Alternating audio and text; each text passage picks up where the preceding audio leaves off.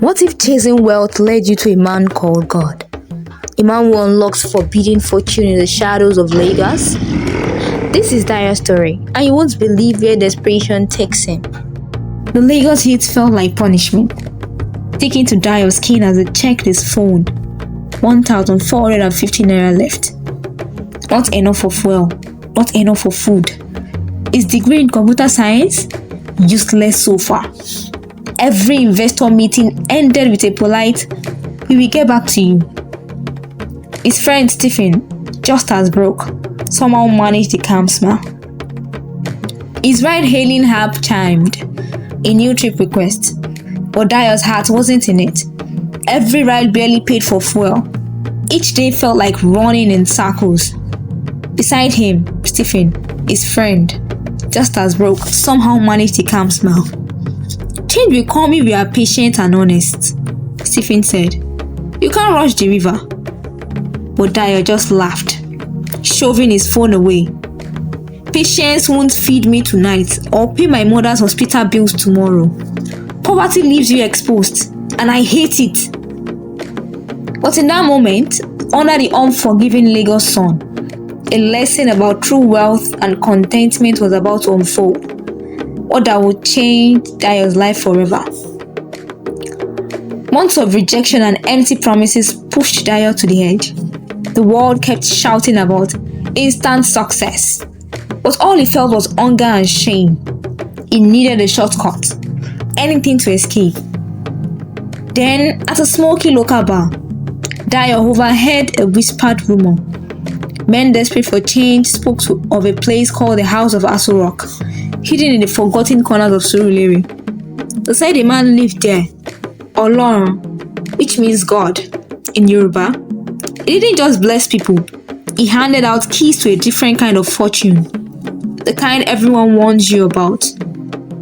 Dayo found himself standing at crossroads, trusting patience and honest work, or risk everything for a shortcut offered by a man with mysterious powers. As he approached the House of Aso Rock, a question burned in his mind. And yours. When life pushes you to the edge, what price are you willing to pay for a chance at fortune? One evening, Dayo tossed out Olorun's name as a joke, until Stephen's reaction cut through the air like a knife. "Don't ever say that name!" Stephen's voice trembled, his eyes wide with fear. "That man's power isn't from God. It is from things that feed on desperate people's dreams. Sure, it might give you riches for a day, but you will pay for it with a decade of suffering." Dayo rolled his eyes, smirking. "Bro, those are just Nollywood stories. We see them on TV every day." Stephen leaned in, voice low and urgent. "It is real. People lose everything chasing dirty wealth." Dayo shot back. "Then why do all those politicians who dabble in darkness live long, happy lives? They are still here, living life at 80. The only people who suffer are those who lose control and blame it on money." Stephen shook his head, defeated. "I can't convince you, Dayo. Sometimes only experience can teach." Dayo laughed. "Then maybe experience is what I need." A few days later, after surviving on nothing but bread and coke, Dayo finally arrived at the infamous House of Aso Rock. No masquerades, no painted children, just a run-down compound and silence thick as fog. He almost laughed. "This is it? After all the hype?" Silent children led him inside. With every step, Dayo's bravado faded, replaced by a creeping sense of dread. Inside, a man dressed in spotless white sat waiting. Olorun. His eyes were cold, ancient, like he had seen too many souls come and go. "Sit," Olorun commanded. Dayo obeyed, his confidence melting away. "One day," Olorun said softly, "that is all I need to change your story forever. No animal sacrifices, no wild chanting, just a dark room, an altar, and a single staff." Olorun nodded. Dayo stepped forward. The staff crashed to the ground the moment he entered. The ritual had begun. Olorun's gaze was unblinking, his words echoing through the dim room. "Take up the staff," he intoned, his voice thick with power. "The spirit inside has departed. Now you are its vessel, its new home." Dayo's hand hovered, uncertain, before finally gripping the staff. Instantly, a rush of energy surged through him, like a river breaking its banks. The sensation was overwhelming, yet strangely comforting. Doubt melted away, replaced by a dangerous sense of certainty. Olorun leaned in, his tone deadly serious. "From tonight, you must sleep with this staff beside you, every single night. If you break this rule, the poverty you know now will look like a blessing compared to what follows." Dayo nodded, intoxicated by the newfound power. Olorun's eyes narrowed. "Wealth will come, but never question where it flows from or how. Speak of these rules to no one, and above all, never, ever let another soul touch the staff. The first rule is secret. Break it, and you will face consequences worse than anger." As Dayo turned to leave, the staff pulsing in its grip, the final warning hung in the air. How far would you go for riches? And what would you risk losing along the way? Dayo handed over every last naira, his savings, his safety net, his hope for tomorrow, and walked out with his staff, his heart pounding with a wild mix of excitement and dread. The journey back to Lagos was quiet, the weight of his decision pressing on him with every passing mile. Once home, Dayo followed Olorun's instructions to the letter. The rituals were simple, but every step felt loaded with invisible consequences. That first night, he placed the staff beside his bed and tried to sleep, his mind swelling with what-ifs. The next morning, his world exploded into color. His phone buzzed non-stop. Companies that once ignored him now begged to work with him. Old contacts reappeared offering deals, and investors who had vanished were suddenly eager to meet. Money flowed into his account with dizzying speed. In just weeks, Dayo's life transformed. He became Lagos's latest sensation. The man who went from nothing to everything overnight. Supercars lined his driveway. Designer clothes filled his closets, and mansions became his new playground. His parent debts vanished. His siblings started at the best schools in the country. Social media crowned him the new king of success. But behind the viral headlines and flashing cameras, something unspoken lingered. When Stephen finally visited Dayo's luxurious home, he didn't touch the expensive furniture or marvel at the heart. He just stood quietly, watching his friend with eyes full of sorrow. "I am happy for you, brother," Stephen said softly. "You did it. Prosperity is good to see." Dayo, beaming, swept his arm across the room. "It is more than prosperity, Stephen. It is freedom. I am finally free from struggle." Stephen's gaze didn't waver. "Are you really free?" The words hung in the air, heavier than gold. Dayo laughed it off. But deep inside, a seed of doubt took root, one that would grow with every silent night beside his staff. Stephen's eyes never left Dayo's trembling hands. Hands that revealed every secret fear his confident smile tried to hide. "Brother," Stephen's voice was low and sharp. "Anything that comes too easily can vanish just as fast. You have built your fortune on quicksand. No one sees the avalanche coming until it buries them." Dayo forced a laugh, but it sounded hollow. "You worry too much. You're just scared of real success."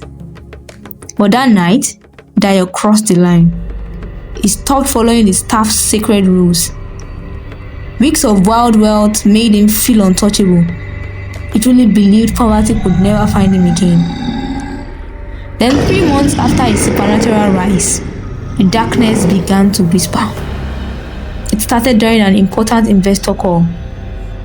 A monstrous, ancient voice burst through the phone speaker, freezing both men in shock. What was that? The investor gasped, his face pale. Just a bad connection, Dayo stammered, his heart pounding. Really? The man pressed, suspicion in his voice. Must be. The network here is terrible. Dayo lied, sweat prickling his skin. But the voices didn't stop. They followed him everywhere. In the stillness of his luxury apartment, faint whispers echoed from nowhere. The TV will flicker, showing images that couldn't possibly exist. Shadows with wide grinning faces, daring Dayo to look away. Every night at 3 a.m., the wardrobe where he hid the star will buzz, waking him with its unnatural hum.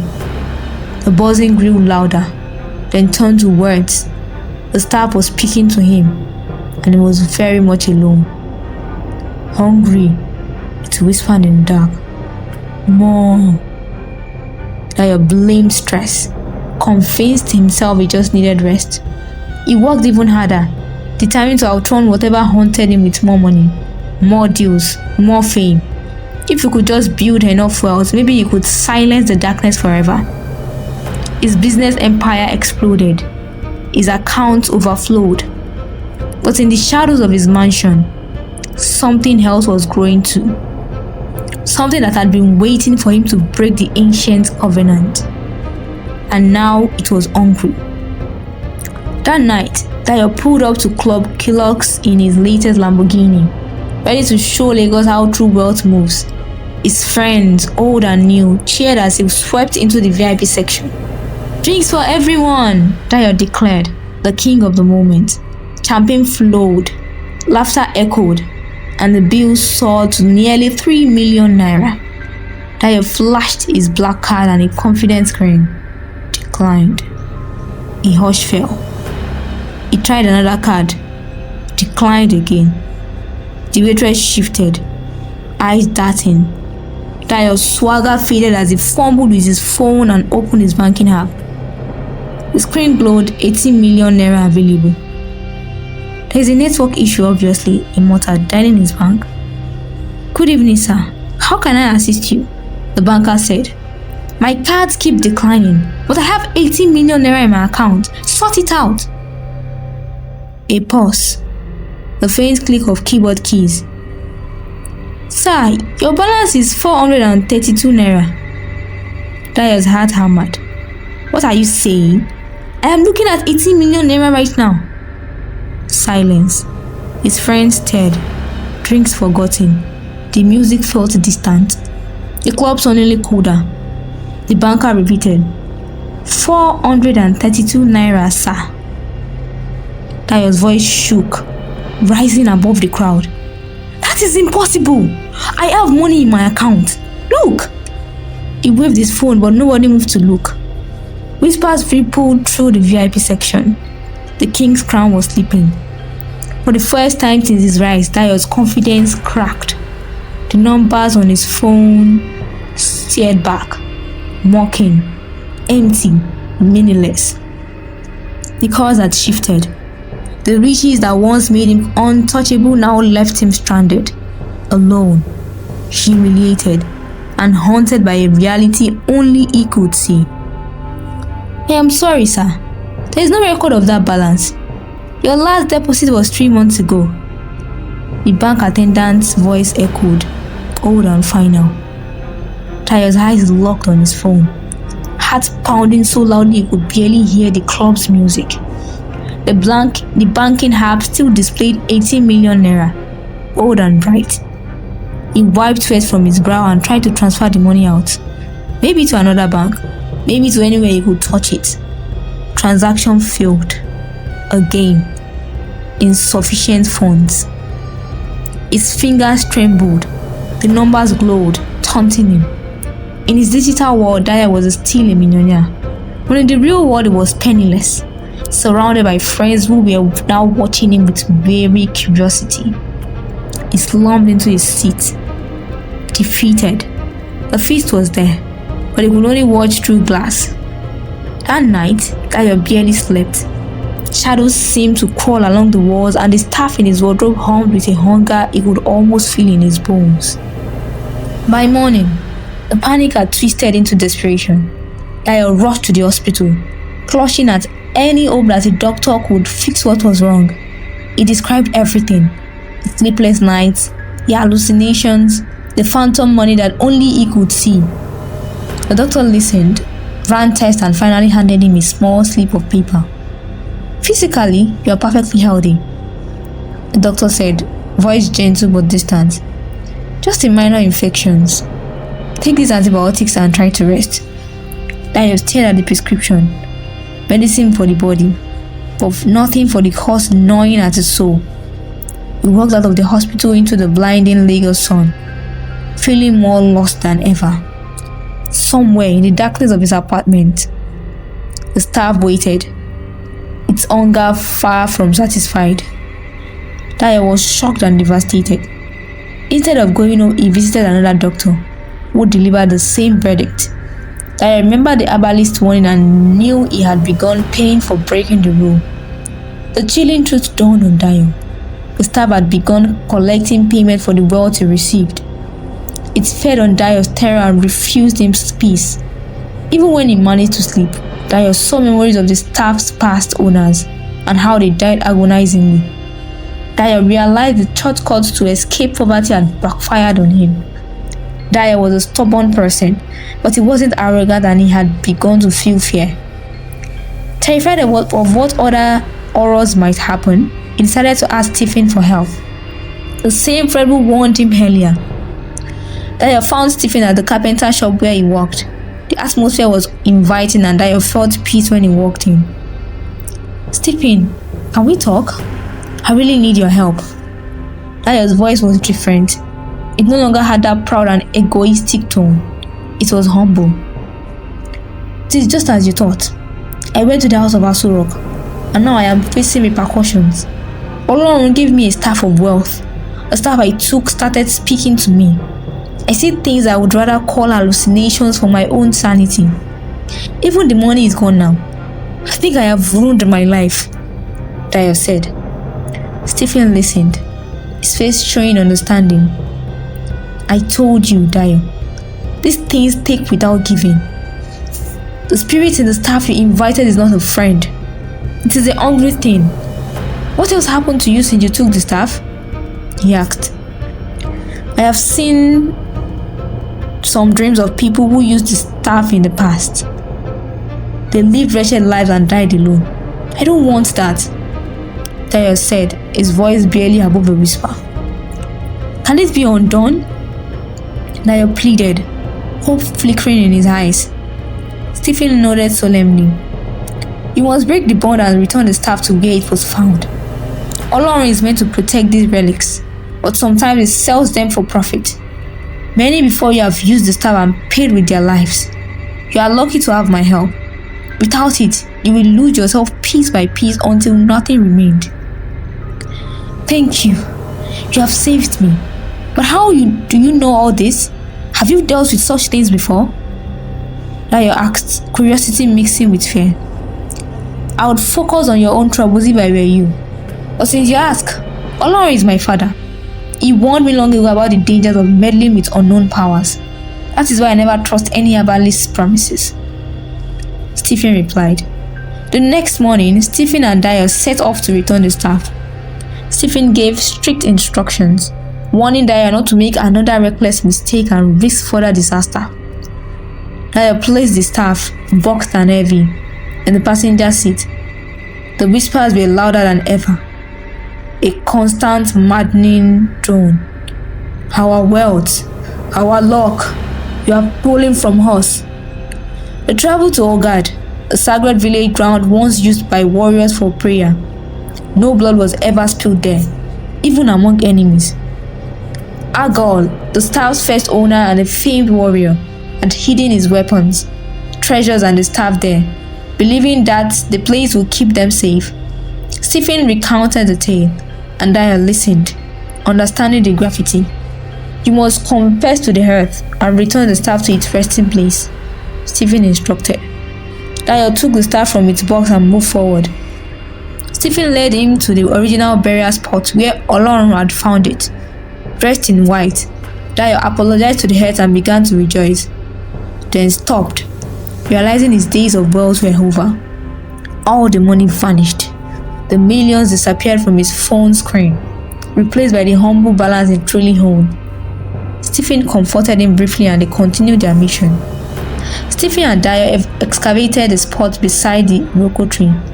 The soil, unforgiving, made them dig for hours before it yielded and gave them what they sought.